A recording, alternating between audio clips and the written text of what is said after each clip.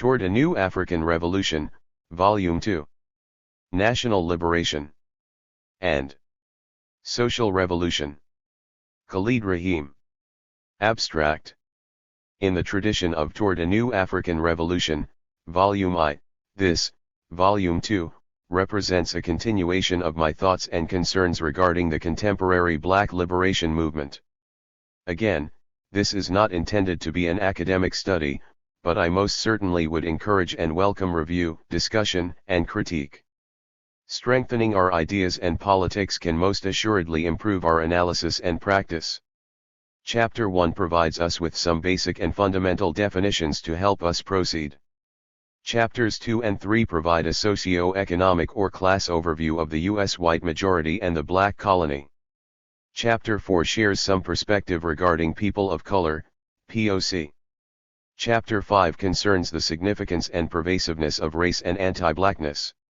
Chapter 6 concerns the importance of principled unity. Chapter 7 deals with the current state of affairs within the U.S., economically, politically, etc. Chapter 8 delves into the relationship between ideologies and political tendencies within the Black community. Chapter 9 addresses neocolonialism. Chapter 10 concerns the prospect of fascism in the U.S. Chapter 11 raises issues concerning ultranationalism. Chapter 12 provides some commentary regarding the question of land. Chapter 13 posits some of the basic characteristics of social revolution in the U.S. and what they may look like. Chapter 14 deals with the issue of violence. Chapter 15 concerns Black leadership. Chapter 16 provides a general historical summary. Toward a New African Revolution, Volume 2. National Liberation and Social Revolution. By Khalid Raheem. Forward. Toward a New African Revolution, Volume 2, National Liberation and Social Revolution, continues my perspective and analysis regarding the status and direction of the contemporaneous Black liberation movement, BLM. Here, I attempt to frame some historical context and background as I move towards certain conclusions, particularly as they relate to the issue of Black self-determination. Since the publication of Toward a New African Revolution, Volume I, we have been adjusting to the impacts of COVID-19 and its numerous variants, Delta, Omicron, catastrophic climate change, floods, tornadoes, hurricanes, glacier meltdowns, extreme heat and cold, increasing costs on everything from food to gas, inflation, and the very real possibility of nuclear war involving the United States, the European Union and its NATO forces aligned against Russia in response to the Ukrainian war. If humanity survives this more recent imperialist drama and fallout, the result should be a visibly new alignment of global power and influence. Perhaps this new alignment may be beneficial to Blacks and other oppressed nations within the U.S. and the entire world. Especially, the formerly colonized peoples of Africa, Asia, the Americas, and the Pacific Islands. We shall see. However, Black/New Africans will still remain a domestic colony within the United States that must liberate itself. I want to once again thank the supporters, brothers, sisters, and comrades of the New African Independence Party, NAIP, https://newafrican.org for their continued dedication and hard work in advancing Black freedom and self-determination. All power to the people. Free the land. Free all political prisoners. Khalid Raheem. May 8, 2022. Chapter 1. Definitions. Let's set the tone by providing some basic and fundamental definitions that can assist us in better understanding our current and historical circumstance here within the United States. Again, basic and fundamental, not exhaustive or dogmatically ideological. National liberation equals a process by which an identifiable and targeted group of people aspire and strive to liberate themselves from another identifiable group, government, and/or system that exploits and oppresses them. Social revolution equals a process whereby a group, nation, state embarks on fundamentally changing the systems, structures, and institutions by which they live. Self-determination equals within the context of politics and international human rights, the right of an identifiable group of people to decide for themselves what economic, political, social, cultural, and military structures and relationships are in their collective best interest.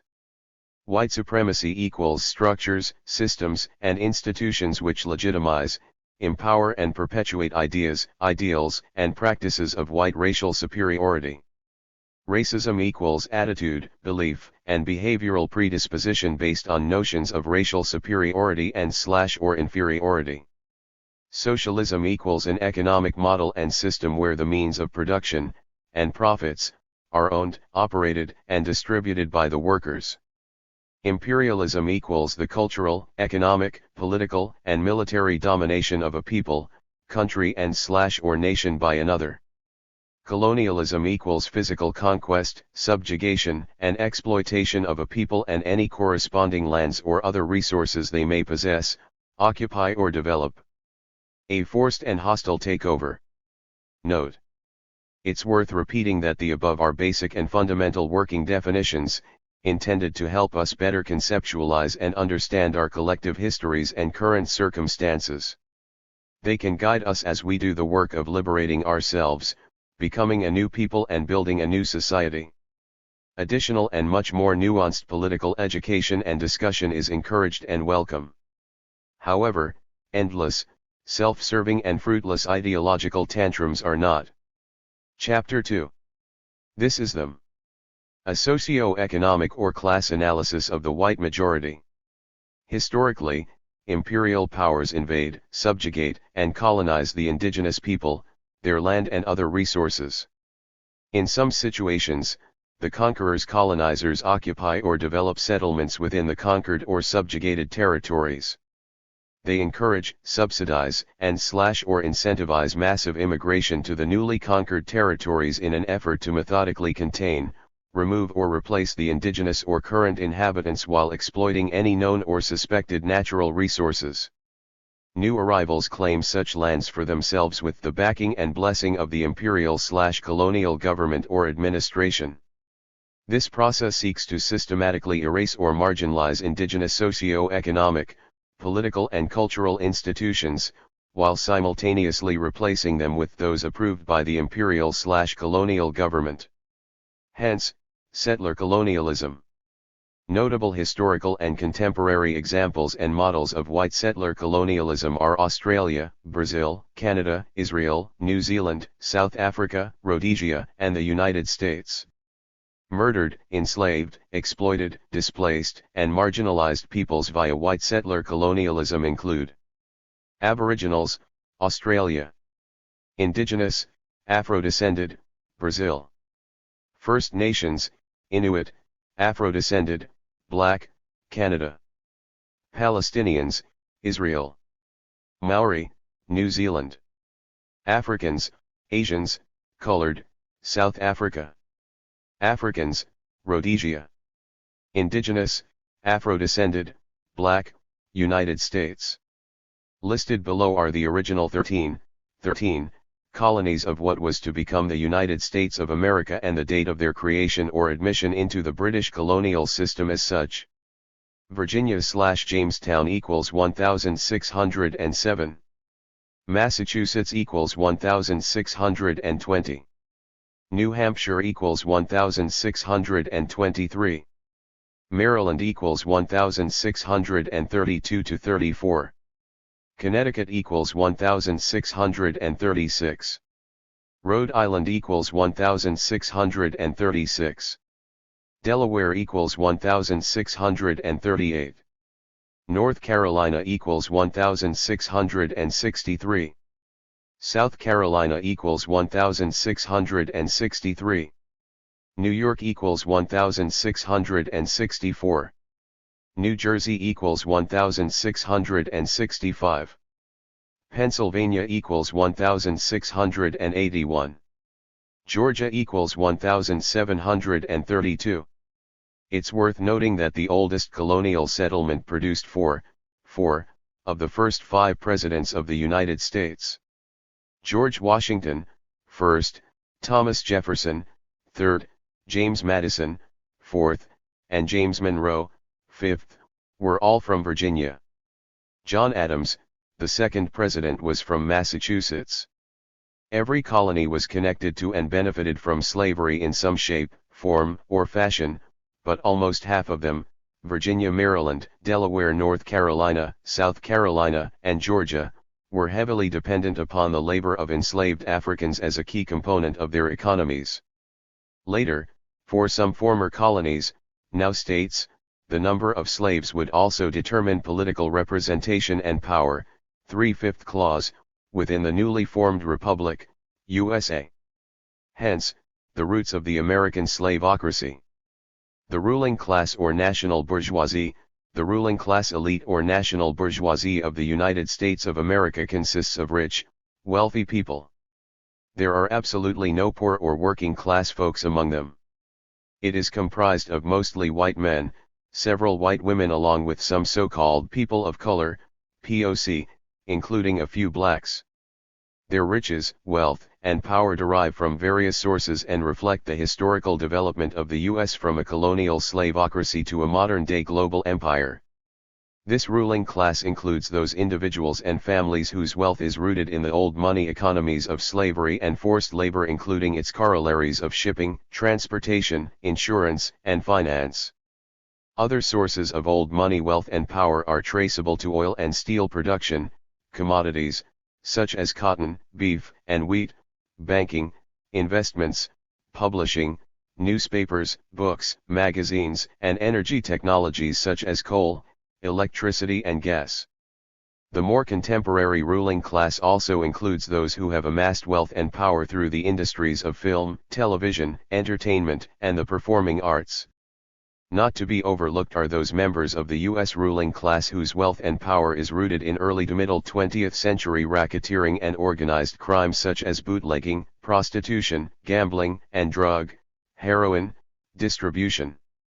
In the more recent decades, we have seen the emergence of major retail/wholesale outlet kingpins such as Walmart, Sam Walton and Family, and Amazon, Jeff Bezos, and the principal owners of computer technology, digital and social media companies, Apple/Steve Jobs, Microsoft/Bill and Melinda Gates, Facebook/Mark Zuckerberg, join these ranks as well. I would also be remiss to not mention the proliferation of drug-related, mostly cocaine, dollars that help to finance much of the sprawling real estate development, malls, corporate towers, office complexes, that cropped up during the late 70s throughout the middle 1990s in many cities. The criminal and predatory element, major drug cartels/networks, mafia, within the U.S. ruling class is tolerated and even nurtured as an additional buffer and decoy between the ruling elite and the masses of people, especially within the black colony.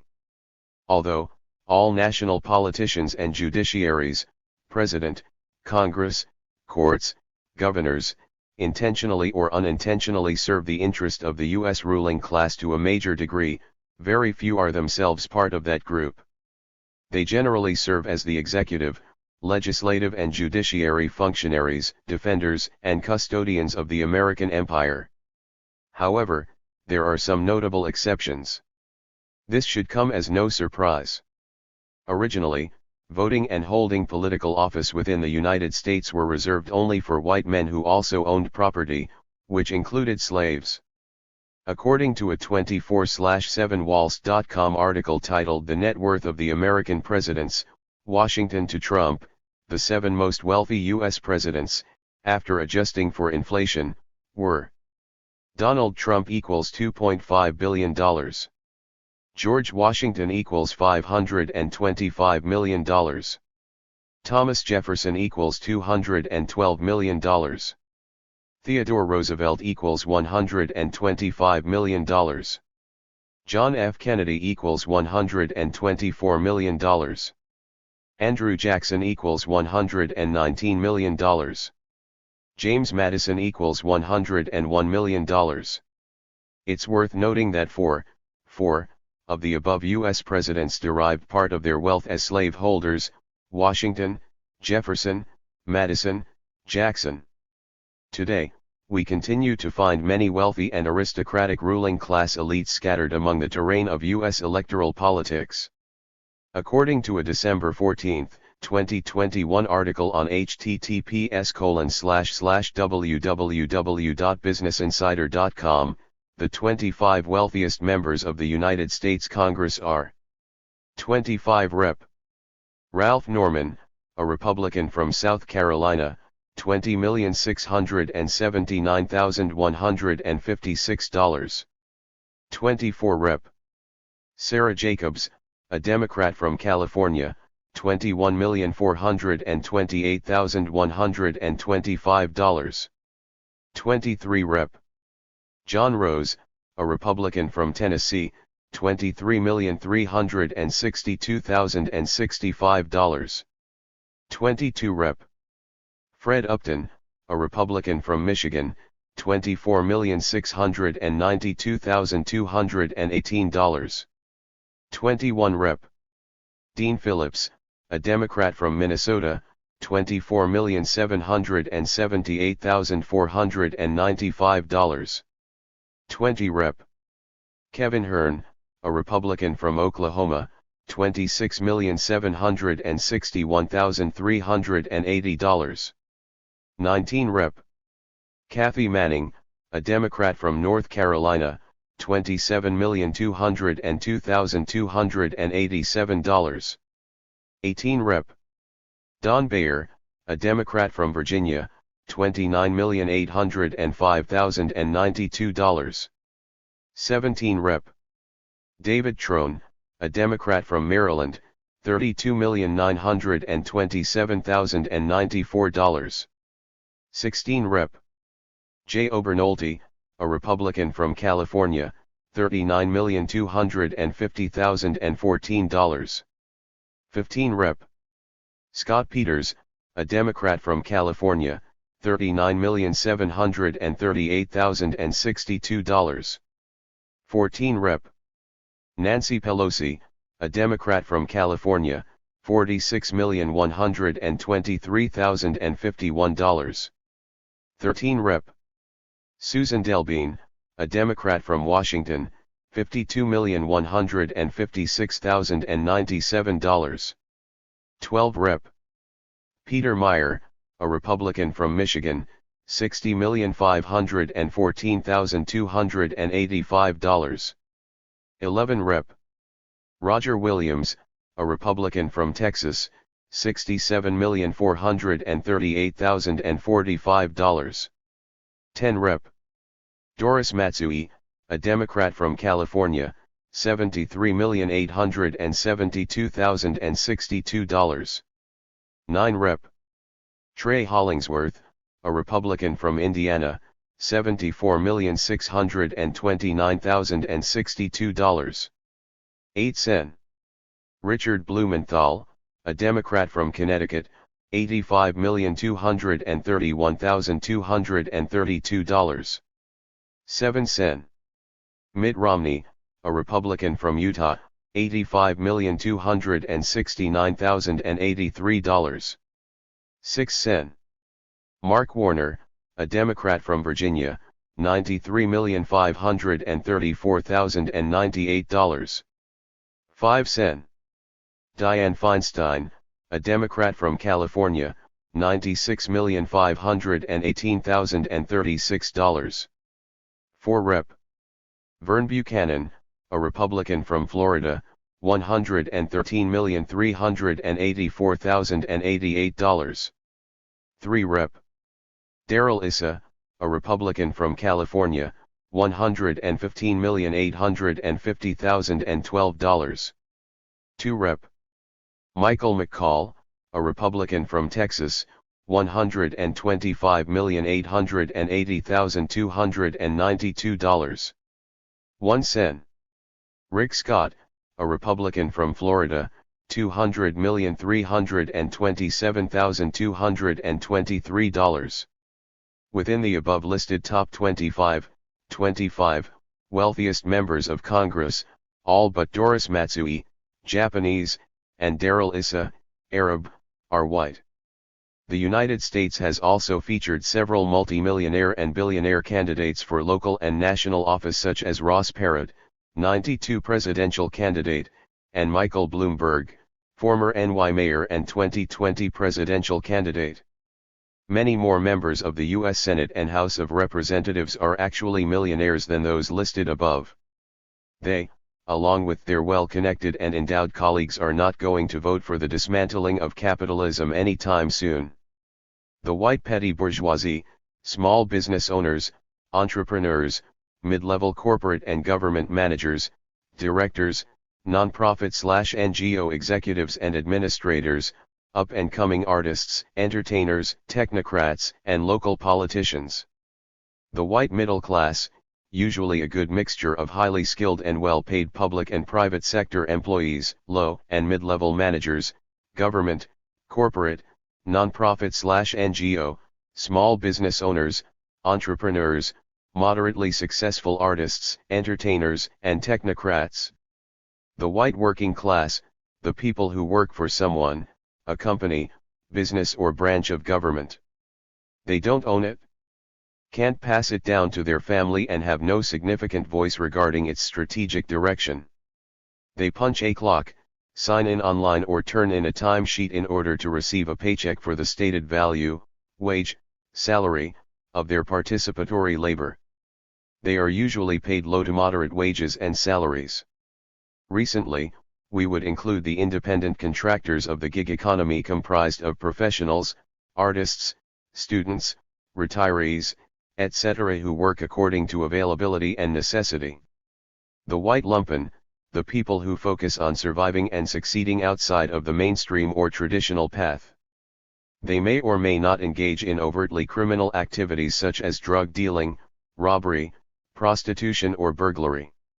Oftentimes, they are formerly incarcerated/convicted, homeless or severely at risk for these conditions. Many are unemployed or low-income workers.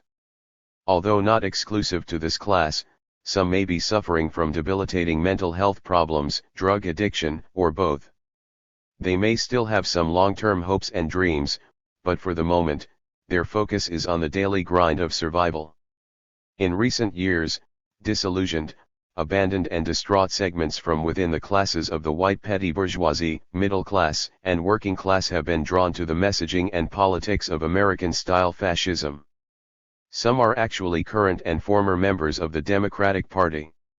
Several years ago, like millions of blacks and others, they actually thought that the election of the first black president, Obama, would somehow translate itself into living wages, debt relief, police accountability, Medicare for all, affordable housing and a people's bailout from the ravages of the recession/depression of 2008. It didn't happen. Instead, the first black president continued and solidified the Wall Street bailout initiated by the previous administration, Bush, as well as escalated the drone wars against innocent, mostly Muslim, men, women and children throughout Iraq and Afghanistan. The first black president oversaw the assassination of Muammar Gaddafi, as well as the destabilization and destruction of the Libyan government and civil society. He also sanctioned the continued expansion of the U.S. military command, AFRICOM, throughout the Africa of his paternal lineage. The point I'm making here concerns the superficiality and limitations of identity politics in addressing basic fundamental contradictions of economic and social justice.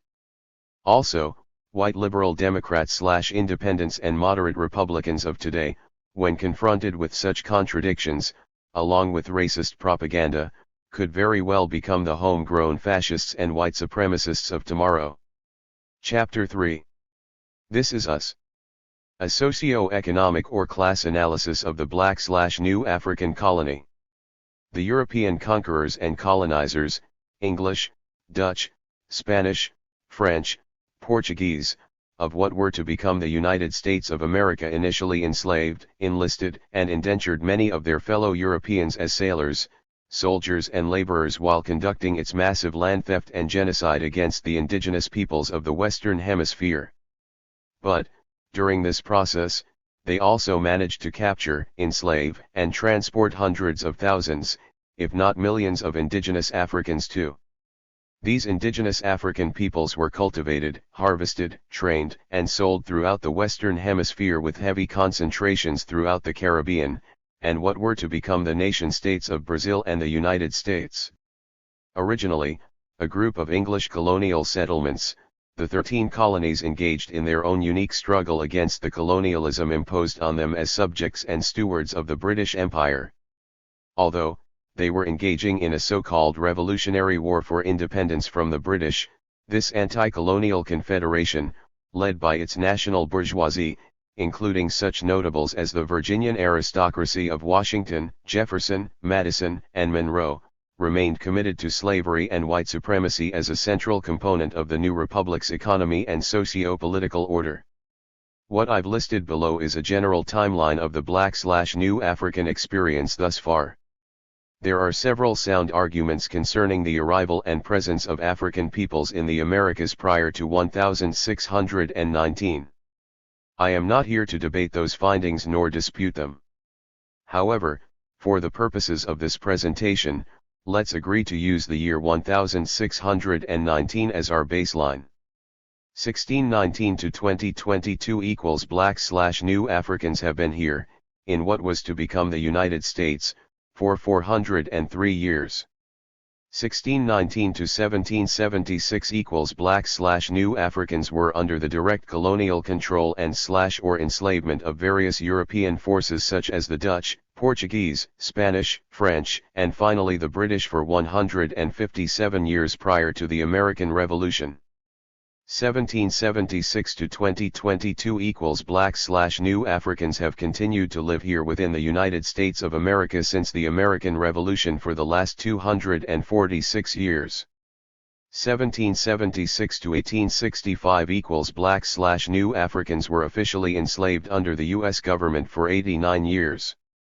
1865, 1965/68 equals Black/New Africans have experienced approximately 100 years of state-sponsored/sanctioned terrorism, Jim Crow-style colonialism, prison peonage, disfranchisement, and voter suppression.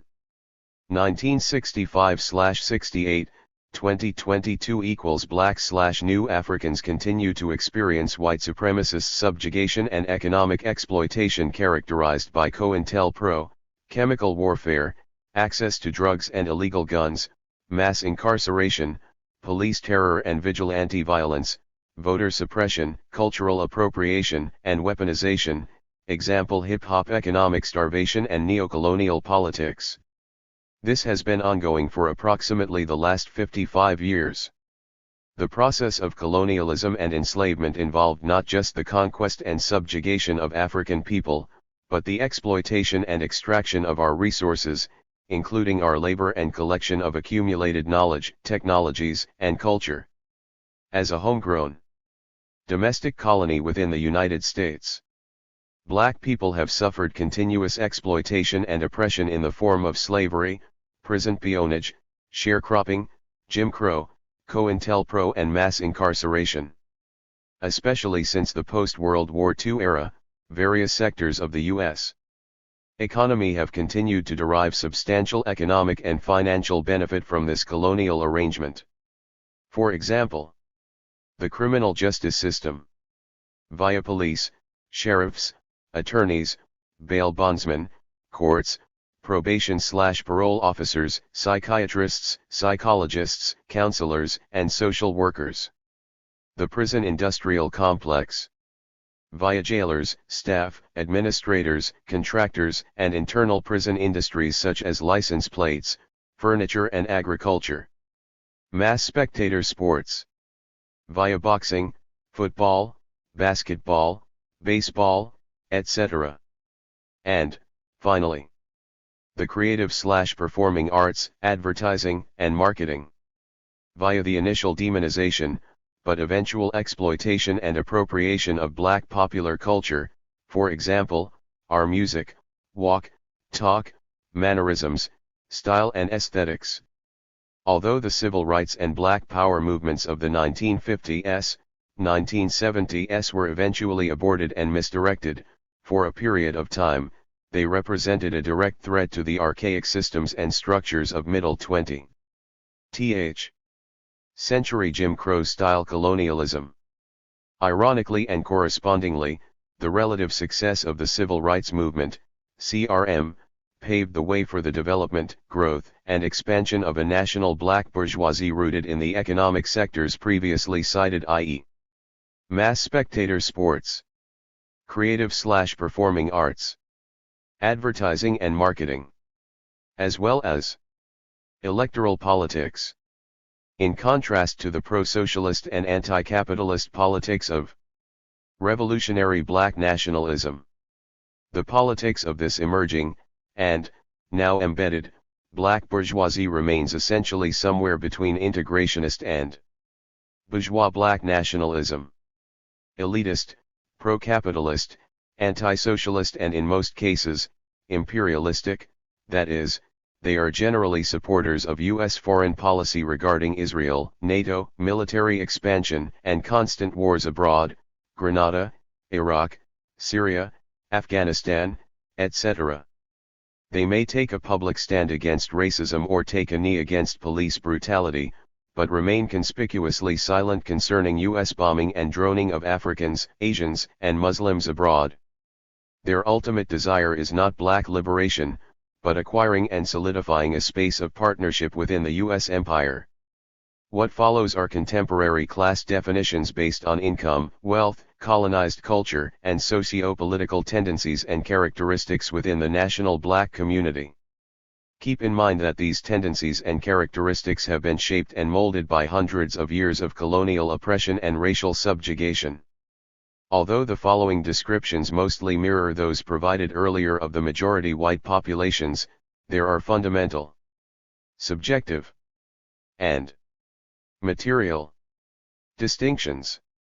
In general, regardless of class position, compared to their white counterparts, black people collectively earn less, income disparity, have less wealth, wealth disparity, more likely to have their human and civil rights violated or not protected, more likely to be subjected to criminal prosecution and incarceration, more likely to be arrested, shot or murdered by the police, more suspicious of and less likely to trust the system, less likely to project confidence, investment, and entitlement that the system works for them.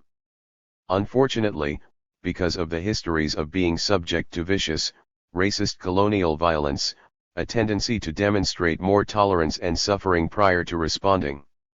National black bourgeoisie, composed of mostly highly paid, professional entertainers, i.e., actors, athletes, musicians, producers, media personalities, national politicians, a few well-paid academics and religious figures, some corporate managers, CEO, President, and Senior Vice President, a few entrepreneurs and independently wealthy individuals whose wealth is based on investing, manufacturing, extraction and/or distribution.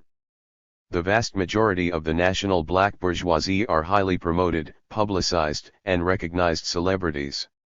The black petty bourgeoisie, small business owners, entrepreneurs, mid-level corporate and government managers, directors, non-profit/NGO executives and administrators, up-and-coming artists, entertainers, technocrats, and local politicians. The black middle class, usually a good mixture of highly skilled and well-paid public and private sector employees, low and mid-level managers, government, corporate, non-profit/NGO, small business owners, entrepreneurs, moderately successful artists, entertainers, and technocrats. The black working class, the people who work for someone, a company, business or branch of government. They don't own it, can't pass it down to their family and have no significant voice regarding its strategic direction. They punch a clock, sign in online or turn in a timesheet in order to receive a paycheck for the stated value, wage, salary, of their participatory labor.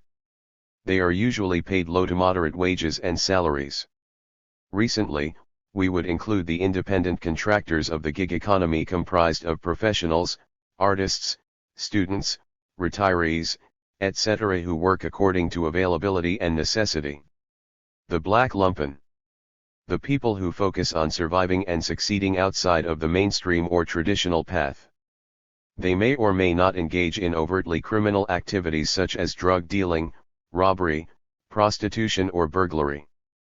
Oftentimes, they are formerly incarcerated/convicted, homeless or severely at risk for these conditions. Many are unemployed or low-income workers. Although not exclusive to this class, some may be suffering from debilitating mental health problems, drug addiction, or both.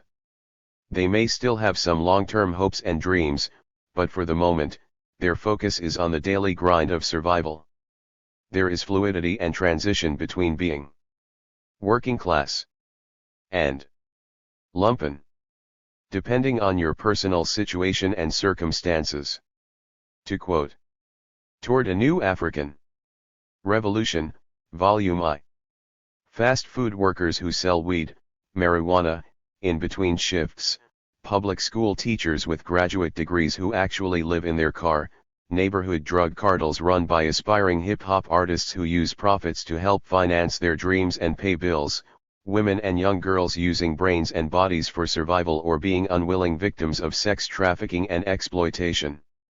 This is the post-industrial 21st century United States, where the federal minimum wage is still just $7.25 per hour and countless people are working multiple jobs, engaging in criminal activities and side hustles just to survive.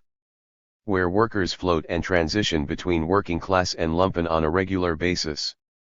The more youthful and audacious elements within these groups, fueled by white supremacy, economic exploitation, and self/group hatred, have emerged as the central components and perpetrators of contemporary urban gangsterism within the national black community. In essence, the black lumpen represents not just the socio-economic runoff or excrement of U.S. domestic colonialism, but the transformational failures of the Civil Rights Movement, CRM, Black Power Movement, BPM, and suppression of the Black Liberation Movement, BLM. Black consumerism does not equal a black economy nor represent black economic development. Economies require control of the means of production, including extraction and distribution. They also require an agreed upon and enforceable means of exchange such as barter, coinage and /or dollars. In order to qualify as a national economy, it requires the control by an identifiable and organized group of people who not only participate as consumers but substantially benefit as owners and operators. Additionally, it requires institutions that can and will defend the economy, very existence, purpose, and interests such as a bank, finance center, militia, army, cultural leaders and intelligentsia. Groups of colonized people spending their money within the colonial economy basically represent an economic indicator as to how well or not the colonial economy is functioning in regards to the colonized people. Those people, in this instance, black people, are only consumers. They have not yet developed, nor possess their own economy. That can only be accomplished through fighting and winning national liberation, independence, and establishing some type of sovereignty over fundamental means of production such as land and water. Cyberspace real estate schemes and Bitcoin empires are insignificant and don't matter. Chapter 4. People of Color. The most common narrative describing the general populace of the United States refers to the inhabitants as a nation of immigrants. Far from the truth. That narrative, like the narrative of the European discovery of the Americas, ignores and obscures both the reality and humanity of the many nations, tribes, and peoples who were already there for thousands and thousands of years prior. The United States is the product of the genocidal land theft and subjugation of millions of peoples who were members of numerous nations of indigenous peoples from the East Coast to the West Coast, north throughout the South. They were murdered and killed off by the millions. Murdered by explorers, conquistadors, settlers, and governments. Killed by starvation, poisoning and infectious diseases of European origin. They represent and embody the American genocide and Holocaust that most U.S. historians conveniently ignore. Another significant portion of the current United States of America is also the result of territorial expansion and imperialist ambition via the Monroe Doctrine and the mantra of manifest destiny. I'm referring to the war with Mexico in 1846, which accounts for the addition of what was then northern Mexico, now Texas, California, New Mexico, Nevada, Utah, Colorado, Arizona et al. As part of the U.S. and the war with Spain in 1898, which resulted in the acquisition of Puerto Rico, Guam, the Philippines, and control of Cuba. In totality, what occurred over the span of a few centuries were the conquest, genocidal land theft, dispossession, enslavement, and subjugation of millions of peoples of color, POC, along with the wholesale destruction or suppression of thousands of years of history and culture. The end result was U.S. continental and hemispheric expansion and dominance over the competing powers of France, Mexico, and Spain. The early and nascent footprints of U.S. imperialism had arrived. So, in truth, the United States is a land of subjugated and dispossessed indigenous nations and peoples of color. A domestic internal colony of mostly African slave descendants, Black, African American, New African immigrants from former Asian and African colonies and territories of Europe. A super heavy dose of European immigrants or settlers, mostly due to racist immigration policies which generally favored white populations as a guarantee of white numerical, economic, and political majorities. So when we speak or write about decolonization, it must mean more than just remembrance, removal, or renaming. It must include reclaiming and redistributing both power and resources. It must also include our realignment with humanity and the environment. Chapter 5. The continuing significance of race and the persistent hatred of blackness. Race based on skin color, melanin, or pigmentation is indeed a social construct. It has been constructed as a tool for differentiation in allocating power, privilege, and punishment, and as a method for social control. It has no biological or scientific basis whatsoever. All human beings share the same general physical characteristics beneath the surface of the skin, yet race remains the most salient contradiction within the U.S. global empire and elsewhere. It influences and impacts every aspect of our lives, from where we are born, where we live, what schools we may or may not attend, employment, business ventures, encounters with law enforcement, the courts, media portrayals and perceptions, healthcare, mortality, and finally, even when and where we are buried and laid to rest. Interestingly, the designations of white people, black people, etc. are relatively new introductions to human history, having taken root just within the last 2,000 years. Before then and even afterwards, people usually identified themselves and others based upon ethnicity, family, and tribal lineage, language, religion, and/or where they lived or place of origin. Yoruba, Mand Inca, Ashanti, English, Scottish, Welsh, river people, hill people, plains people, bush people. White, black, brown, bronze, etc. were used and attached as adjectives for purposes of enhanced description, but conferred no particular social status, power, privileges, or lack thereof. However, with the rapid acceleration and transition of European feudalism into mercantile capitalism, fueled by the enslavement of Africans and the genocidal conquest and plunder throughout the Americas, we witness the codification into law of skin color as race and race as a function and instrument of power and privilege. Basically, the legalization and instrumentation of white power and white privilege. From the Americas colonial era forward, the United States would lead the way in systematically codifying and institutionalizing the power of lighter or white skin, combined with European features and phenotype, as superior and dominant over all others. Literally, white supremacy. Unfortunately, for the world, especially people of color, nations such as apartheid South Africa and Nazi Germany would conveniently find inspiration and examples based on the slavocracy and Jim Crow-era colonialism of the United States. Today, a universal disdain and hatred of blackness continues to exist. In every country around the world, where any African-descended people live as a numerical minority, we are both the objects and subjects of racism, exploitation, and oppression. There is also a strong and specific correlation between our blackness and poverty. Sadly, blackness is correlated with almost every negative demographic imaginable as it relates to health, wealth, unemployment, housing, prenatal care, child development, and lifespan. Overall, folks of African descent live relatively short, tortured and butchered lives compared to their white and most other counterparts, within the same country or nation-state. This phenomenon transcends geography, religion, and ethnicity. Just ask the black people of India, Iraq, France, the United Kingdom, Israel, and the United States. Throughout the world, there exists both a perverse fascination with, and duality of fear and hatred toward blackness. There are always eyes and ears observing the, mostly, slave descendants and former colonial subjects, in anticipation of revolt and disruption. What better way to control this possibility than to keep them, blacks, involved in a perpetual struggle for group survival, recognition, and acceptance by the dominant group, thereby controlling or limiting attempts and efforts toward collective group development and self-determination.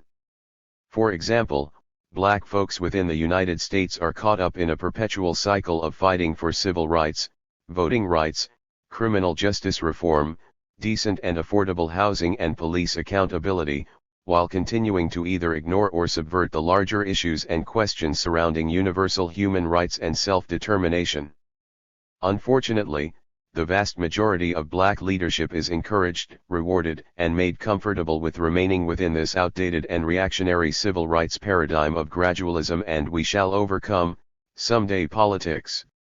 The ruling class and the black misleadership class often invoke the words, imagery, and popular, "I have a dream today," legacy of Martin Luther King as a tool for promoting this approach, while ignoring his more radical critiques of racism, poverty, and the military-industrial complex from about 1966 until his death in 1968. Meanwhile, for those nations outside of Africa with majority black populations and governments such as Haiti, they continue to suffer economic starvation and exploitation at the hands of the West, United States, European Union, United Kingdom, NATO, International Monetary Fund/IMF, World Bank, various NGOs. Political instability, economic hardship, and social unrest have become the norm. A stable, prosperous, and independent black-led government with a majority black population is unbearable for the West, especially the United States. Too close to home. And, it could inspire the colonized 45 to 50 million blacks within the U.S. to perhaps advance their struggle beyond just civil rights. And finally, although they won't admit it, the West continues to punish Haiti for its success in killing local slave masters and defeating France in 1804, the Haitian Revolution. White supremacy also impacts the personal and social relationships not just between victims and beneficiaries, but among the victimized and targeted body itself. For example, the colorism that exists among certain African-descended peoples where lighter blacks are valued more than their darker-skinned family, friends, colleagues, and comrades. Basically, the internalization of white supremacy and black inferiority, all of which lends itself to self-hatred and all the attitudes and behaviors that accompanies it. And, to be clear, race literally trumps class, this time, no pun intended. In the United States, black elites and celebrities get stopped and pulled over by the police as well. Unless they are both recognizable and respected by the cops who pull them over, they too could be subject to arrest, tasers, beatings and possible death. Black elites also continue to be subject to individual acts of racism, example poor or no customer service, as well as expressions of collective white supremacy, example overregulation, restricted access to finance capital, in areas such as banking, finance, and the acquisition of certain assets such as television stations, radio stations, sports franchises, etc. In the white supremacist United States, black money can't necessarily buy you white love. White supremacy, racism, and particularly anti-black racism, including self-hatred, are very real and most definitely will not miraculously disappear, correct, or mitigate itself with the dismantling of a predatory and capitalist economy. White supremacy and anti-blackness, in particular, can survive such a dismantling and continue to thrive even under communalism or socialism. For the 45 to 50 million Black/New Africans residing within the United States, the best choice moving forward to address the possibility of such negative outcomes is independence. Chapter 6. The importance of principled unity. There are numerous individuals and organizations within the Black community who preach and teach about the necessity and importance of Black unity. Some have a very romanticized and idealist understanding of what that unity could look like, oftentimes characterized by comments such as "Why can't all Black people just get along?" or "Until all Black people come together." Such expressions basically ignore or are oblivious to the very real and profound socio-economic, class, gender, religious, ethnic and/or sexual orientation distinctions and divisions within the Black/New African community.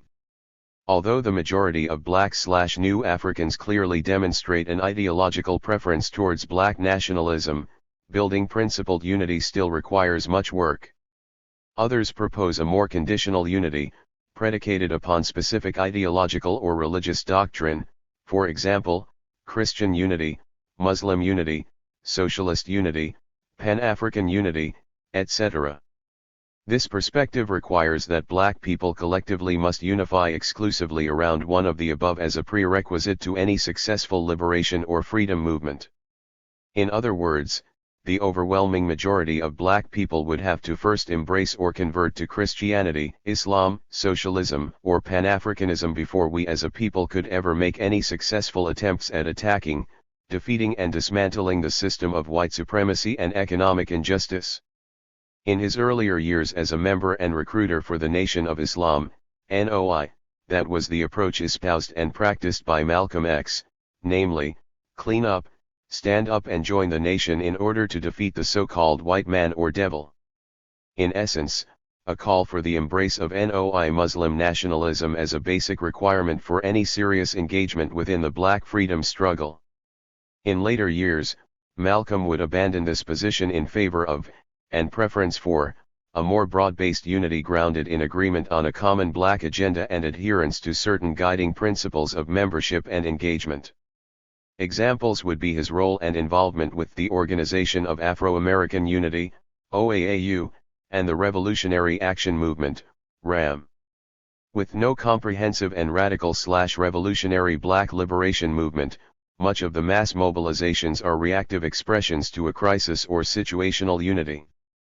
Plenty of emotional response and mobilization, for example, marches, demonstrations, in response to police-involved shootings and beatings of civilians, but not much organizing and long-term capacity building or movement building. Basically, the leadership style is reactionary and cyclical. It breeds community distrust, contempt, and opportunism, such as settlement dollar-chasing social justice attorneys, professional activists, media pundits, social media clout chasers. We now have a homegrown cottage industry labeled as social justice by progressives and leftists and race hustling by right-wing conservatives and some moderates. Principled unity based on a common set of philosophical, ideological, and strategic agreements is of utmost importance in advancing any agenda for Black/New African liberation. The proponents and architects of this type of unity must reflect sound judgment, avoid dogmatism and practice active listening. Building and sustaining principled unity, example alliances, coalitions, a united front, requires certain leadership qualities and attributes which lends itself to a successful process and outcome. Principled, stable, and revolutionary Black leadership is a must. Based on the prevalence of white supremacist culture throughout the social fabric of the U.S., white leftists and radicals, among others, sometimes find it extremely difficult to accept genuine leadership from Black people. Some, when presented with scenarios that center Black leadership, will just accommodate and acquiesce to whomever and whatever is being presented. They don't engage in critical discussion and debate out of fear that such activity could be misinterpreted and called out as elitism, racism, etc. So instead, they nod their heads in agreement and continue to engage in a quiet, silent, and condescending liberalism. On the other end of the spectrum, we encounter white leftists and radicals who engage in meandering monologues, proclamations, and posturing, shamelessly promoting what they believe to be their inherent qualities of critical thinking, analysis, and leadership. Only they truly know what's in the best collective interest of black people, not black people themselves. They may offer funds and other resources as both further proof and enticements to establish and ingratiate themselves to the black community. The end result is a perversely codependent relationship between self-proclaimed white saviors, individuals/organizations, and the black community, in which the community's political consciousness and capacity for advancing its own liberation remain severely underdeveloped. All help ain't really helpful. Not to be outdone are those black folks and organizations who advertise and promote themselves as the vanguard of the black liberation movement. Generally, such a designation has been self-appointed and self-anointed. There exists no objective group of individuals nor organizations within the national black community who have engaged in some sort of discussion and reached consensus that these individuals and/or groups are the vanguard of anything, least of all the black liberation movement. Such designations are usually conferred by establishment media outlets and approved by power elites, in furtherance of their efforts to control the prevailing narratives and movements within the black/new African community. A more recent example would be the media designation of the Black Lives Matter movement as the new civil rights movement, or claims that the Black Lives Matter movement is the modern-day version of the Black Panther Party, for self-defense. Such claims have been proven, then and now, to be far from the truth. In other instances, self-promoting claims of vanguardism originate within the organization itself, perpetuated by egotistical leaders, fierce ideological loyalty and an exaggerated sense of accomplishment.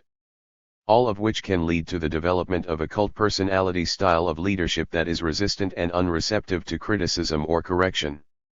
It also reinforces the sense of entitlement on behalf of its members in their relationships with the people and other formations. In many ways, these types of developments proved to be one of several key factors which contributed to the demise and eventual dissolution of the Black Panther Party. Huey Newton became a leader whose style of work and behavior was beyond reproach and critique.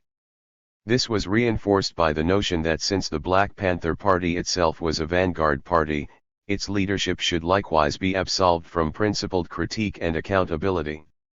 Please, don't misunderstand me, at some point during that era, the Black Panther Party had indeed become a vanguard organization and political party. That designation was based on its ideas, theoretical positions, courage, and willingness to serve and defend the people, while simultaneously advancing the ideas and demands for revolutionary change. It was earned, not solicited. Literally, when groups of radical and revolutionary formations would gather to have discussions or just socialize and the terms vanguard or revolutionary vanguard were used or referenced in regards to the Black liberation movement, all those present knew it meant the Black Panther Party. The BPP didn't have to appoint itself as the vanguard.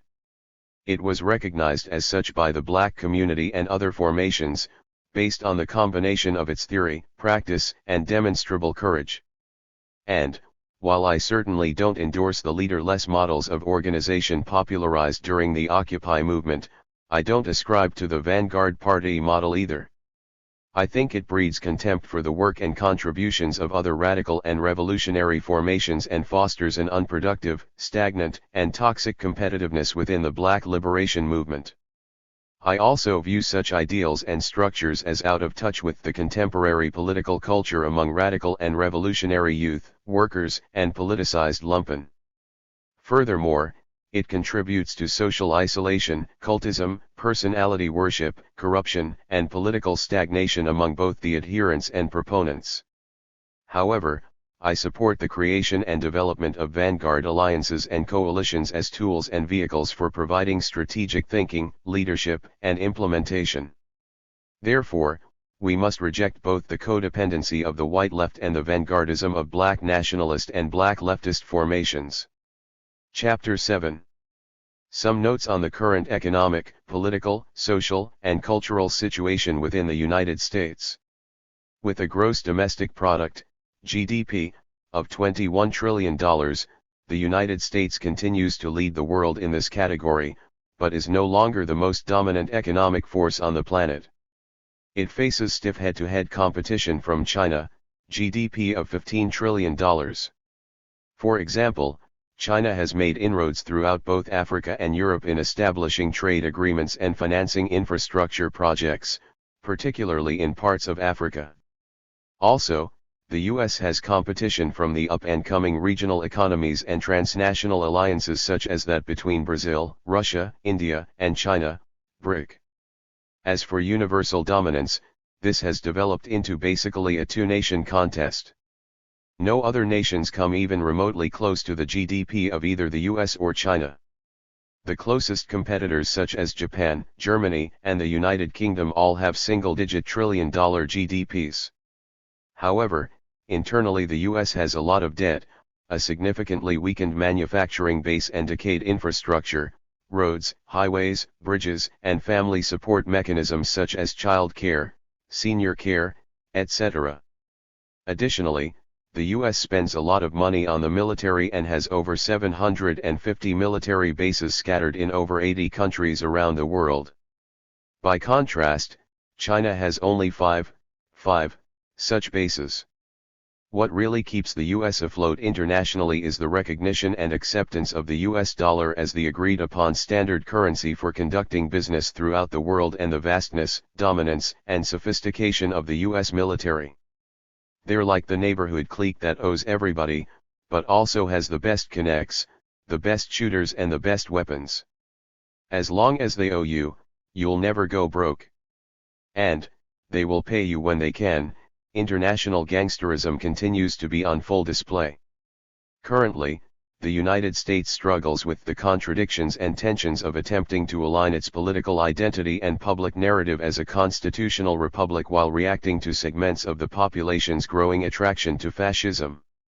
Increasing numbers of, mostly white, U.S. citizens are embracing the ideas and ideals of fascism as indeed a viable alternative and solution to the perceived current economic, political, and social crises. Hence, we witness the growing visibility and public acceptance of the various right-wing and neo-fascist groups and organizations within U.S. civil society, mainstream media, public officials, business community. Open displays of disdain and hatred toward immigrants of color, racial, ethnic, religious and cultural minorities have rapidly become more prominent. There's no need to hide it anymore. Economic policy and cultural wars dominate much of the political discourse among and between the leadership of the Democrats and Republicans. However, among and between the majorities of black people, bread and butter issues such as jobs, affordable housing, food security, police accountability, education, healthcare, transportation and public safety rule the day. There exists a real and serious disconnect between the government and the governed. The cultural crisis within the United States is profound and continues to have not just domestic, but global impact and implications due to the worldwide popularity of U.S. popular culture. One of the most prominent tools in shaping and promoting popular culture, particularly among youth, has been the weaponization of hip-hop. Modern-day hip-hop promotes an endless messaging of self-hatred, gratuitous violence, predatory criminal thinking, sexism and at times, misogyny. Not to speak of, its lyrical and visual characterizations and celebrations of treachery, mindless materialism, disloyalty, and white supremacy. It has evolved to become some pretty wicked stuff in shaping the minds and behaviors of generations past and present. While we applaud and celebrate the likes of Public Enemy, X-Clan, KRS-One and such others, we must accept the reality that this particular musical genre, hip-hop, has been dominated and exploited by plenty of empty-headed, self-hating, and counter-revolutionary entertainers and artists. They in turn were given space and legitimacy by racist, white supremacist and avaricious, greedy, pig executives who control the music and entertainment industry, especially when it comes to distribution.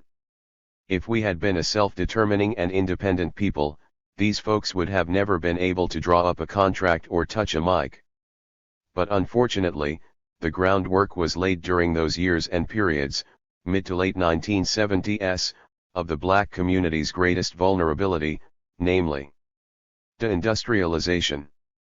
The co-optation of the Black Power movement via bourgeois electoral politics. The strategic failures and suppression of the Black Liberation Movement and COINTELPRO. The deadly and fatal symbiosis of crack cocaine distribution with urban gang culture. To be clear, hip-hop is certainly not entirely the blame. U.S. culture reflects decades of an accumulated history rooted in genocide, enslavement, and economic exploitation that has been couched in white supremacy and deceptively labeled as a democracy. The culture is extremely superficial and materialistic at the same time. It emphasizes appearance as opposed to substance. It matters not who you really are, but rather who you appear to be. Americans in the U.S. have long since become a relatively immediate gratification and borderline anti-intellectual type people, placing more concern on the outcome of something, rather than understanding the process itself. After all, we, overly, compensate and celebrate athletes and entertainers over teachers and engineers. We give more immediate value to fast food specials as opposed to the nutritional value of a good home-cooked meal. While NFL Sunday has gained in popularity, Sunday school and church attendance has correspondingly declined. Modern communication technologies such as the internet have only intensified and exposed these cultural tendencies even more. Our culture is dominated by gross materialism, addictive consumptions of drugs and alcohol, murder, suicide, sex, mislabeled as love, nihilism, and glamour in the midst of suffering, also, gratuitous violence and daily doses of filtered and unfiltered pornography. History clearly indicates that these are all characteristics of an empire in decline and folks who have lost their way. Chapter 8. Political tendencies within the black community. Although there are various political ideologies, liberalism, conservatism, nationalism, Pan-Africanism, Marxism, feminism, etc., among the members of the national Black/New African community, there are indeed a select number of political tendencies. By political tendency, what I'm referring to is how we organize, manage, and distribute our power in response to the oppression inflicted upon us. The three most popularized political tendencies are integration, accommodation, and / separation. In very simple terms, integration equals if you can't beat them, join them. Accommodation equals go along, to get along. Separation equals stay on your side of the room, and I'll stay on mine. The national black bourgeoisie and the majority of the black petty bourgeoisie advocate and favor integration or accommodation. Elements within the black radical tradition, along with most of the white left, propose the radical integration of the national black community under the auspices of working-class unity and the transition towards some sort of a socialist society. Oftentimes, they appear to be oblivious to the realities and powerful entrenchment of white supremacy among the white working class itself. What many leftists and others fail to either realize or recognize is that, in spite of the many inherent, and increasingly obvious, internal class contradictions and conflicts, the majority of Black/New African people within the United States are ideologically attracted to black nationalism. However, due to the failures and dismantling of our prior efforts/movements for self-determination, this ideological preference, black nationalism, has been redirected, redefined, and reduced to the political tendencies of integration, accommodation and separation. Often we conflate ideological preferences with political tendencies, for example assuming that all black nationalists are separatists or that all integrationists are black liberals, etc. This is far from the truth. There are indeed many who call themselves black nationalists and Pan-Africanists who tend to be accommodationist or integrationist.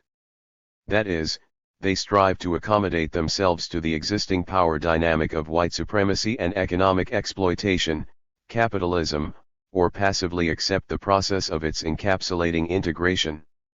They have long ago ceased organizing themselves or others so as to challenge, take power and create something different. They may maintain distinct cultural or socio-political identities, Afrocentric, Black Muslim, the Black Left, Pan-African, Womanist, Feminist, Afro-LGBTQ, etc., but are basically just trying to fit in as part of the landscape defined as American identity politics. The same could be said for those who narrowly define themselves as separatists. They can occupy and maintain fundamental control of their own select spaces, but still pose no real threat to the powers of white supremacy and capitalism. They too will be absorbed and integrated into the social narrative and tolerated as long as they make no attempt to challenge the ruling class for power. The United States has several separatist communities spread out across the country, from self-contained religious communities to doomsday/survivalist enclaves. Being a black separatist or black nationalist makes you no more radical or revolutionary than a black integrationist or black accommodationist, no matter how many red, black and green flags you display. And, to be certain, the bourgeois black nationalism of black elites such as Oprah Winfrey, Michael Jordan, et al. Is certainly neither revolutionary nor a threat to white supremacy and capitalism. The fourth political tendency is independence. This is the tendency that has been violently suppressed, marginalized and almost erased from the political consciousness of the Black/New African community. This was the political tendency espoused and advocated by individuals and organizations like Malcolm X, the Black Panther Party, the Republic of New Africa and the Black Liberation Army. As distinct from the other aforementioned tendencies, independence is the ultimate political expression of freedom and self-determination. Chapter 9. The dangers of neocolonialism, gradualism and the empty liberalism of the ruling class. Psychologically, socially, and politically, neocolonialism represents the most dynamic threat to the ideals and aspirations of black liberation and self-determination. At this stage of our people's movement, neocolonialism is more dangerous than the primitive, archaic expressions of Jim Crow style, separate, but equal, colonialism that were so dominant during the civil rights era. Neocolonialism masquerades as substantive and structural progress, while all the time defending and protecting white power, privilege and hegemony over black lives. It creates, strengthens, and reinforces the black bourgeoisie and petty bourgeoisie as socio-political and cultural buffers between the, mostly white, ruling class elite and the working class and lumpen black majority.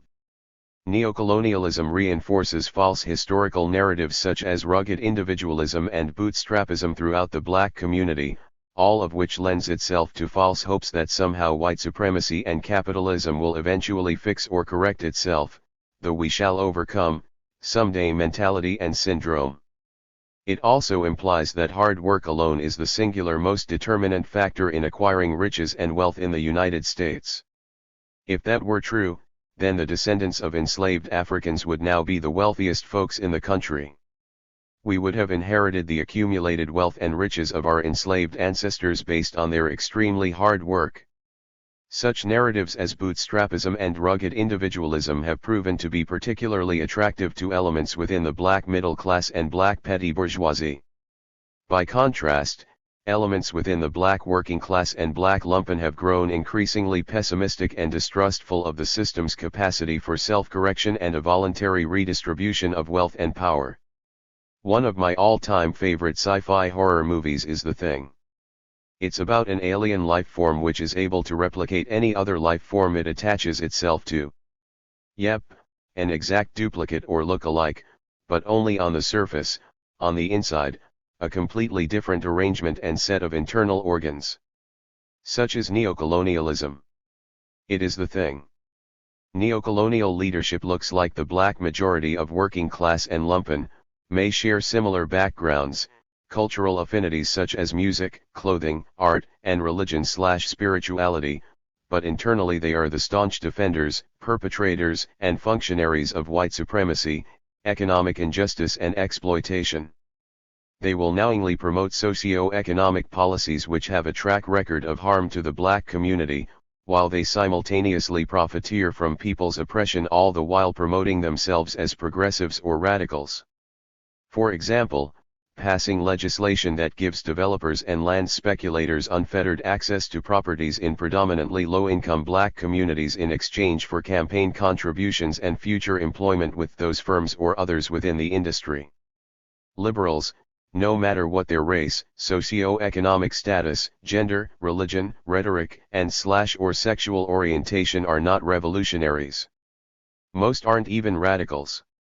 Although they will suggest and support certain reforms, ultimately, they support the current system, capitalism, U.S. imperialistic hegemony, and white supremacy, and will justify and defend its continued existence to the core.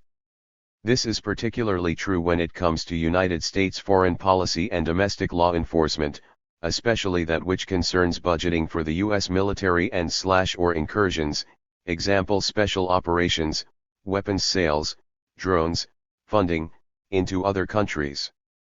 Liberals and conservatives, Democrats and Republicans, both chambers of the U.S. Congress usually vote the same. More money for the military and police. More money for war and law enforcement. Their collective voting mantras appear to read, keep NATO alive. Expand AFRICOM throughout Africa. Always fund the police. On particular issues of domestic policy is where you will find some very clear differences. These differences are mostly presented and publicly articulated within the realm of the following. Cultural wars, example LGBTQ rights, abortion rights. Efforts to reinstitute Jim Crow-style colonialism, voter suppression, anti-critical race theory/CRT legislation, the use of qualified immunity for police-involved shootings. Civil liberties, First Amendment, example freedom of assembly, freedom of the press, right to protest. Second Amendment, example gun rights and gun laws. And finally, conflicts centered on economic policy, China, and fiscal management, debt ceiling. Liberals recognize and accept the existence and future development of a multi-ethnic and multiracial United States and are willing to make concessions in order to guarantee its continued existence and centers of white power and hegemony. White nationalists and white supremacists, on the other hand, are aggressively challenging this narrative and attempting to restore and reinforce the archaic Jim Crow style of colonialism and hegemony over the lives of blacks and other people of color, POC, within the United States. They are attempting to both turn back the clock and rewrite the history books. Internationally, neither group is willing to accept the decline in status and influence of the U.S. as a global power. Most of their foreign policy initiatives appear to use a post-World War II or earlier period post-Soviet Union filter. Oftentimes, failing to account for the prevalence of a more interconnected, less colonized global economy and the rise of various regional and aspiring global centers of power such as China, the Russian Federation, India, Iran, and once Africa is able to finally extricate itself from the clutches of the International Monetary Fund, IMF, the World Bank, AFRICOM, and NATO, nations such as Nigeria. But keep in mind, that these differences or disputes within and among the ruling class are essentially, a struggle for power over how best to manage the U.S. empire, not whether or not it should be dismantled. Chapter 10. The Emergent Threat and Realities of Fascism. Today, the United States is predictably and swiftly transitioning toward the wholesale acceptance of fascism as a viable and legitimate political and socio-economic solution to its current string of crises. Predicated upon economic fears, the pandemic and the fear of a diminishing white majority population, large numbers of white Americans and others have embraced the politics of white nationalism, anti-globalization, made in America only, authoritarianism and corporate collusion, U.S. Supreme Court ruling in Citizens United. These politics of fear have been further stoked by the diminishing role of the United States as a dominant global power and the emergence of competing nation-states and corporations among former colonized peoples of color, particularly China. At this point, the U.S. is a white supremacist, liberal democracy on the ropes, in the late rounds. Because of the very history and development of the United States, black folks have always lived and survived under the specter of fascism. From enslavement throughout resistance, blacks have witnessed firsthand the collusion between the forces of finance, politics, the courts and the police in maintaining and extending our oppression, regardless of the time period, era, or form. Slavery, Jim Crow, prison peonage, COINTELPRO, mass incarceration. The Black Panther Party, BPP, called attention to these realities in the late 1960s through its sponsoring and development of the National Committee to Combat Fascism, NCCF, as a corresponding and collaborative mass organization of the BPP. NCCF chapters were organized throughout the country in response to brutal and fascist police attacks against anti-colonial forces such as the BPP, Young Lords, anti-war protesters and others. In many instances, NCCF chapters would eventually transition into chapters and branches of the BPP. More recently, in response to this perception of decline and loss of status by segments of white America, there has been a noticeable backlash against blacks, immigrants, and people of color regarding the immigration process, voting rights, rights to assembly as well as police accountability.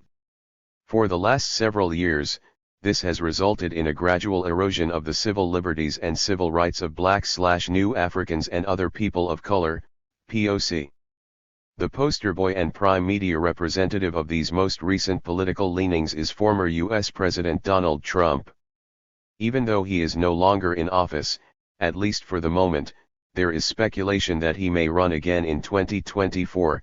He continues to wield enormous power and influence throughout the Republican Party and among circles of moderate and conservative Democrats and independents. At this moment in U.S. politics, among large numbers of white people and some others, over 74.2 million voters in the 2019 election, Trumpism has become the litmus test in determining one's loyalty to the United States. Those moderate Republicans in Congress opposing his homegrown brand of proto-fascism find themselves politically isolated and fearful about being re-elected. In some instances, they have even opted for early retirement rather than face the continued backlash of Trumpism and a possible humiliating loss at the polls. But, don't get it twisted. While Trump is rightly viewed as an enemy to our people, he is not the enemy. The system itself is the actual enemy, not its most popular or unpopular representatives or ideologues. There are already individuals preparing to take Trump's place as the representative and poster child of such a system. As I noted in Dare to Struggle, Dare to Win 2019, Trump is not an aberration, but rather a different version. He represents the literal confluence of corporatism, the military, the police, white nationalism and electoral politics, early 21st century US-styled fascism. We must be organized, militant, vigilant and flexible in order to defeat it. Chapter 11. Beware of ultra-black nationalism and racial chauvinism. The path to national liberation must involve multiple principled and strategic alliances. Working along with other exploited and oppressed peoples, both domestically and internationally, would certainly be to everyone's benefit. A narrow go-it-alone ultra-black nationalist perspective is not only reactionary, but strategically unattainable. We need friends, allies, and comrades. And, they in turn will need us too. We need material and political support from a wide array of interested folks. And, those relationships must be reciprocal and mutually supportive. I have seen black activists parade and posture about as if they were entitled to receive support from other groups or people just because they were black. They would imply that they, in turn, were not obligated to reciprocate or give back because black oppression trumped, pun intended, everyone else. What a perversely arrogant, and some would say, racist position. While we certainly recognize disparities and disproportionate impacts among and between groups, blacks have no monopolistic claims regarding the violence and injustice of white supremacy. Each people's historical experience and interaction with the forces of imperial domination or enslavement or conquest or genocidal land theft and appropriation or indentured servitude, etc. must be recognized for both the uniqueness and complexity of those affected and impacted. In totality, all such experiences and narratives reflect the lived experiences of the exploited, enslaved, dispossessed, and colonized peoples within the United States and throughout the world. Chapter 12. Black Self-Determination and the Question of Land. Black self-determination as part of the revolutionary process must involve the question of land. There can be no successful exercise of self-determination and completion of the revolutionary process without discussions and resolutions regarding land, its role as habitat, productive asset, and issues concerning territorial sovereignty. Any ideas, theories, or groups advocating or claiming to organize on behalf of black liberation or self-determination that fail to advance a tangible land base for the future development of the national black community should never be taken seriously. Their theories, ideas, and organizing, no matter how articulate, grandiose and appealing are, literally and figuratively, without any firmly grounded and rooted material basis. Real and successful revolutionary processes are based upon and characterized by struggles involving land, not just theoretical manipulations and cyberspace propaganda. People fight and shed blood so as to gain or regain control of the land beneath them, the connected and adjacent waterways, and the air above them and everything else that comes along with it. Regardless of how well formulated or conceptualized, struggles that evolve or actualize into relevant movements for national liberation must address, articulate, and advance a real tangible future for black people based on land and other material assets. A place and space to be reimagined, liberated and reconstructed is fundamental. Lofty theoretical constructs and fiery rhetoric are not a substitute. Chapter 13. Social Revolution, What Must Be Done? In order for a successful and meaningful social revolution to occur, radical and revolutionary forces must seize power and initiate the dismantling of the U.S. empire. This would consist of acts such as the immediate closure of Guantanamo Bay, the U.S. withdrawal from the North Atlantic Treaty Organization, NATO, the shutdown of the U.S. African Command, AFRICOM, and the closure of extraneous military bases. It must also include the redirection of the U.S. economy by freezing the assets of all the multinational corporations and conglomerates under U.S. control, as well as the nationalization of industries that have been built and developed by exploiting and controlling fundamental organic resources such as water, petroleum, and natural gas. There must be calls for a new constitutional convention with proposals concerning the dismantling of white supremacy, reparations, decolonization, internally and externally, environmental protections and preservations, alternative energy technologies, wealth redistribution, and transitioning to a socialist-based economy taking priority. Also, the right of self-determination on behalf of any former or remaining colonial subjects.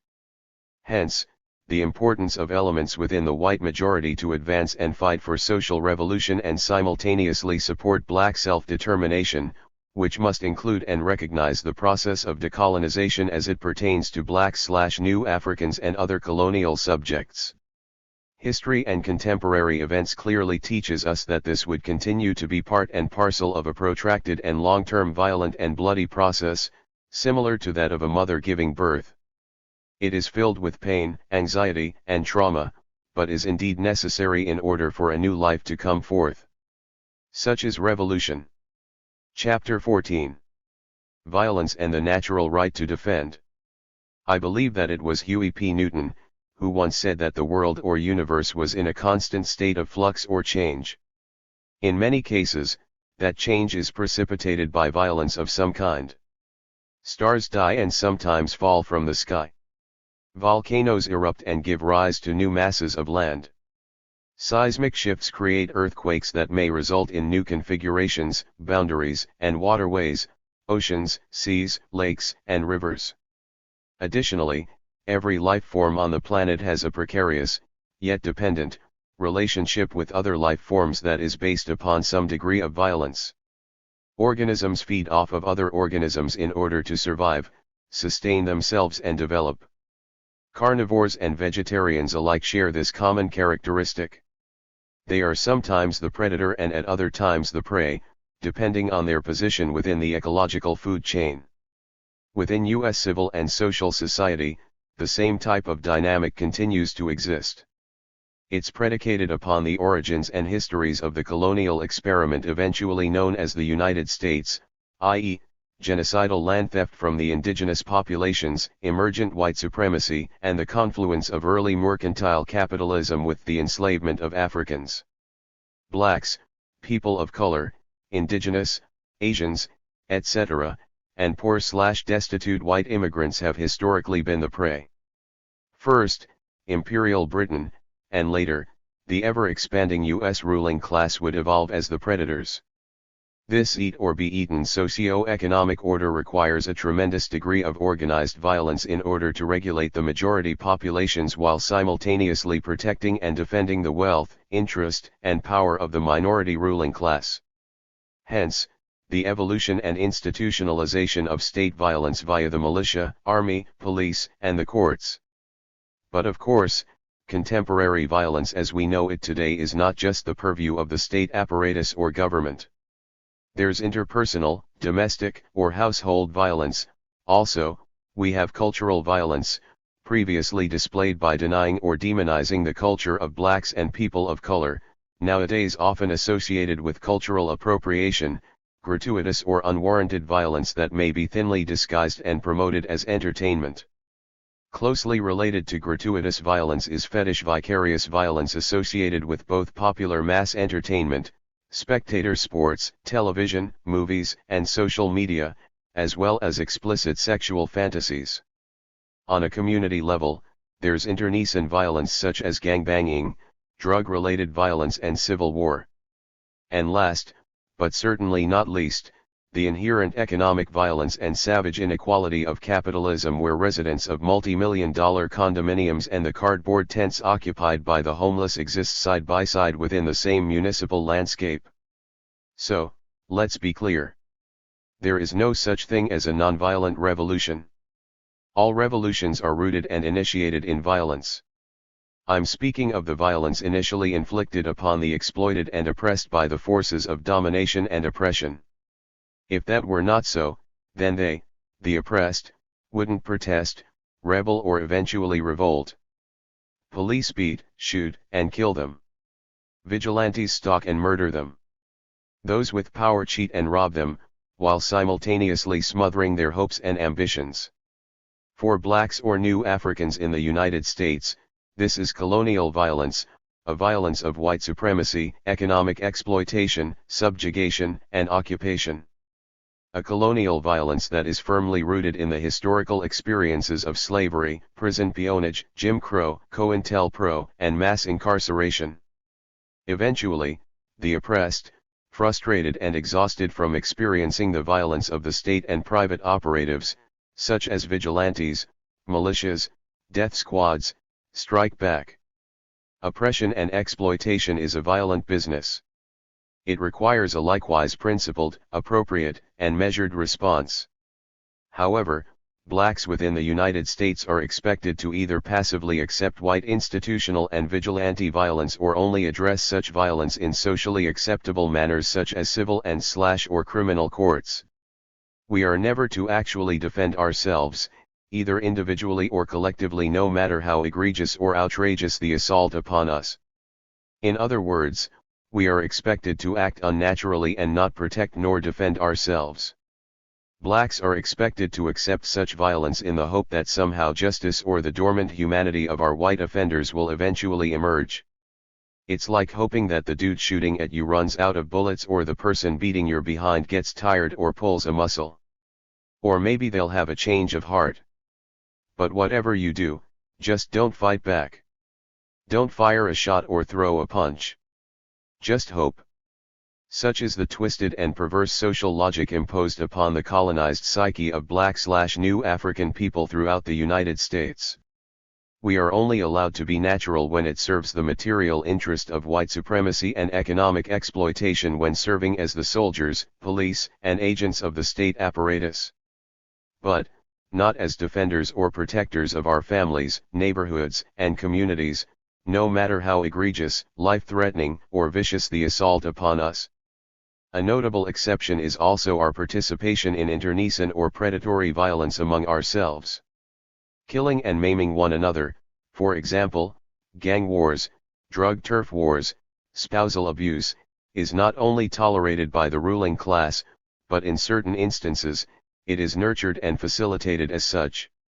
These types of activities further help to substantially destabilize our families and communities and negatively impact our ability to develop principled and significant social and political unity among ourselves. It provides fuel and cannon fodder for the school-to-prison pipeline and the engines of the U.S. criminal justice system, further criminalizing not just individuals, but families and communities too. It makes the work of neocolonialism such as gentrification, school closings, and police misconduct so much easier when large numbers of our people, especially black men and boys, are missing, either murdered, incarcerated, or under criminal supervision, parole, probation, ankle monitor. Black folks in the United States are socialized, i.e., brainwashed to not even think about fighting back against police violence or racist vigilantes. Hence, we witness scenarios where cops strangle blacks to death in front of a verbally distraught crowd of onlookers, George Floyd shoots someone in the back multiple times as they enter their car, to the shock of horrified community members, Jacob Blake or gun down an unarmed black teenager, leaving his body sprawled out on the hot sidewalk of his neighborhood for hours, while the police openly defy friends and family from even coming near him as he lay dying, Mike Brown. As was stated in Toward a New African Revolution, Volume I, just as we reject unconditional nonviolence and pacifism, we also reject the glorification of violence and war as a substitute for political education, community organizing, and mass mobilization. The use of violence is not to be fetishized, nor romanticized. Our politics must always be in command. Violence is to be recognized, respected, and utilized as both a necessary and natural tool in defending ourselves and advancing Black liberation. Chapter 15. Some thoughts concerning Black revolutionary leadership. Black revolutionary leadership must consist primarily of politicized working class, radicalized lumpen proletariat, and those elements within the Black community who are willing to seriously commit class suicide. In other words, the willingness to sacrifice the power, privileges, and wealth traditionally associated with their class, socio-economic status, in advancing the Black liberation movement, BLM, a movement which at this point would be clearly defined as one for national liberation, pursuing neither integration nor accommodation. These are the type of sacrifices made by radicals and revolutionaries such as Fidel Castro, attorney, Che Guevara, physician, Amilcar Cabral, engineer, and Sundiata Acoli, computer analyst. Rich and wealthy blacks, celebrities, and public intellectuals dependent on the academy for their livelihood, cannot and should not lead this Black liberation movement. Their help and assistance should be both encouraged and welcome. However, they should never aspire to lead or posture themselves as such unless they are willing to commit the class suicide described above. Nor should nonprofits, for example 501c3, 501c4, and non-governmental organizations, NGOs, assume or aspire to these roles. Their role should be to assist and help with the organization and provision of resources to the oppressed, not the provision of ideological, political, and strategic leadership for the Black liberation movement, BLM. Unfortunately, throughout much of Black America today, we experience the opposite scenario. Instead of survival programs pending revolution, it has become more programs pending incremental reform, maybe. The call and demand for revolution via national liberation has effectively been erased from both the rhetoric and politic of the national Black community. Much of this can be attributed to the effective use of nonprofits as vehicles to control, misdirect, and slash or suppress the more radical and revolutionary voices within the Black community. We have numerous nonprofit agencies and NGOs who are led and staffed by the professional managerial class of the nonprofit industrial complex, NPIC. There remains an inherent and active contradiction between the mission statements of their organizations, primary funders, and the benefits, salaries, social status they enjoy while essentially managing the oppression of black people. The communities they are chartered to serve experience chronic or continuous deterioration, while the presidents, CEOs, program/project managers, etc., draw decent or sometimes exorbitant salaries, take one or more vacations annually, buy properties, send their children to private schools and network with colleagues, foundation officers, and politicians. There is a very noticeable and significant improvement in the quality of their lives, but not the people they are funded to serve. Some non-profit, 501c3, 501c4 activists and community leaders make as much as 3 to 5 times more money than any of the people from the communities they supposedly represent. Actually, many non-profit activists and leaders don't even live in these communities anymore. Some of them never did. They just work there. At this point, their basic goal has become maintaining the organization as a vehicle from which to maintain their personal lifestyles. They have fully transitioned from community or social activists to poverty pimps. They are the stewards of neocolonialism and managers of Black/New African oppression. On paper, they are supposed to be nonpartisan politically, but far too often they are used by politicians and law enforcement in order to gather intelligence and/or garner political support for incumbent or aspiring establishment politicians. Again, not all nonprofits within our communities fit this description and profile, but unfortunately for the black community, the overwhelming majority fit perfectly. They must be held accountable like any and all other groups and institutions that impact our communities. Let us not be fooled by their public rhetoric, outward appearances, and posturing. Chapter 16. Summary. There has been over 500 years of continuous war between and among mostly Euro-American white nations for control and ownership of indigenous lands and peoples of color, Asia, Africa, the Americas, Pacific Islands, throughout the world. In spite of attempts to regulate imperialist and colonial competition, Berlin Conference, 1885, and institute relative peace and stability among this group, League of Nations, 1919/1920, they have initiated and engaged in two of the most brutal and bloodiest conflicts in recent human history, World Wars I and II. These conflicts resulted in unprecedented human misery and slaughter, 100 million dead, environmental poisoning and wholesale destruction via the use of modern, conventional weapons in addition to chemical and atomic/nuclear warfare. Since the post-World War II, WW II, era, many of the colonized peoples around the world, in countries throughout the Americas, Africa, and Asia, for example, began to obtain some degree of measured independence and sovereignty. This was only accomplished by militant, organized and, in many instances, armed resistance to continued colonial rule and oppression. Unfortunately today, many of those former colonies and newly independent nations have since become the neocolonial subjects of their former European colonizers or wards of the United States. In Africa, for example, much of this has been orchestrated and developed by institutions such as the U.S. Central Intelligence Agency, CIA, World Bank, International Monetary Fund, IMF, North Atlantic Treaty Organization, NATO, and the U.S. Military Command in Africa, AFRICOM. The use of long-term debt manipulations, economic sanctions, military procurement, subsidies, training and installations, along with the time-tested use of election interference, fake movements, targeted assassinations, and coups, all have become staple instruments for maintaining Euro-American control over Africa's resources and people. The global centers of imperialistic and colonial/neocolonial power may change, but the games and schemes of white supremacy and economic exploitation remains the same. Over the last 4 to 5 centuries, this center has been shared, shifted, and/or concentrated itself among and between various, mostly European, countries such as Portugal, Spain, Dutch/Netherlands/Belgium, France, Britain, Germany, and the United States.